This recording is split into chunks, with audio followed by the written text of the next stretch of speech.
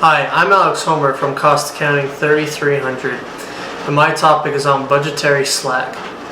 When talking about budgetary slack, I think it's first important to talk about budgets and why they're important to companies. Budgets are the backbone of companies, and they help companies to know where they've been and where they're hoping to go. Without a budget, it's a lot of guessing game and things like that, and it's easier to know when you have things in a solid budget to know exactly where you want your company to go and the numbers that you're hoping to strive for.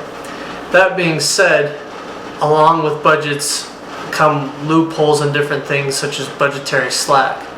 What is budgetary slack? It's the underestimating of revenues or the overestimating of expenses to help managers and employees achieve certain goals that aren't really reasonable goals, but they're easily attainable.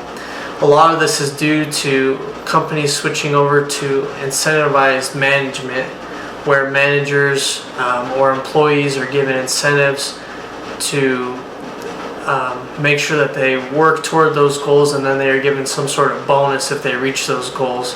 And that's where the budgetary slack becomes a problem, because the goals that they set are a lot easier than goals that are reasonable, and then it kind of just brings the whole company down. So like I just explained, incentive-based management is a big key to this problem at this point, because a lot of management is derived toward that. It's making it more and more likely that employees and managers will commit budgetary slack. Now the question is budgetary slack ethical?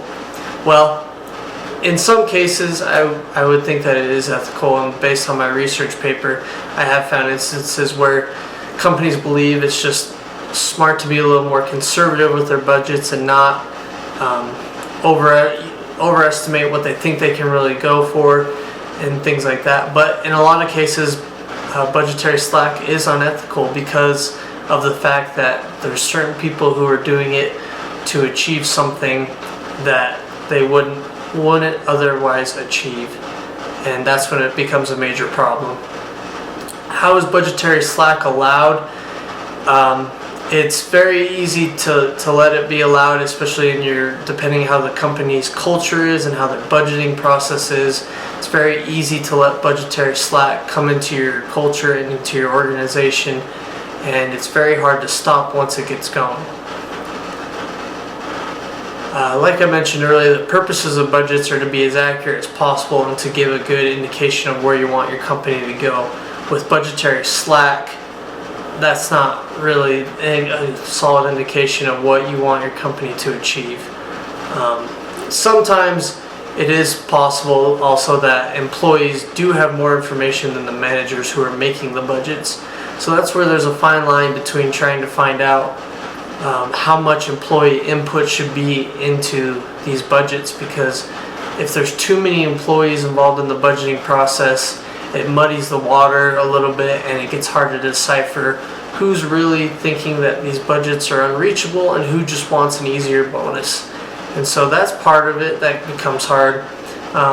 Like I just mentioned, participative budgeting is what it's called when there's a large group of people together working on a budget, and that's when budgetary slack becomes most common, because everybody is trying to get those bonuses, and they know the easier the budget, the more likely they are to gain the bonus.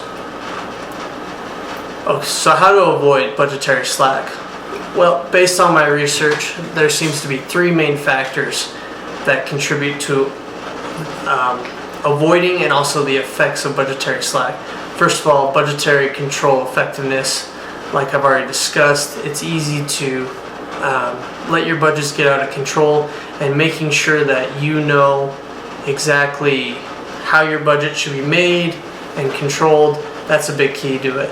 Ethical work climate. If you have employees who are ethical and who want to make the company better, budgetary slack really isn't going to be an issue, because they're not going to be focused on making sure that everybody has the easiest time of getting the bonuses. And then procedural justice perception is the last way, that it's easy to have effects of budgetary slack as well as to avoid it. So in conclusion, where is budgetary slack going? I believe that budgetary slack will just increase the further that incentive management continues. The more that incentive management continues, the harder it will be to control budgetary slack. Another option is give incentives to employees against budgetary slack. Give them incentives like IBM does. Give them incentives to want to get their budgets as closely as possible. That's something IBM has done lately, that they give them a bonus for how well they've done, but also for how close their budgets were to avoid budgetary slack. And avoiding budgetary slack is possible with the right management in place.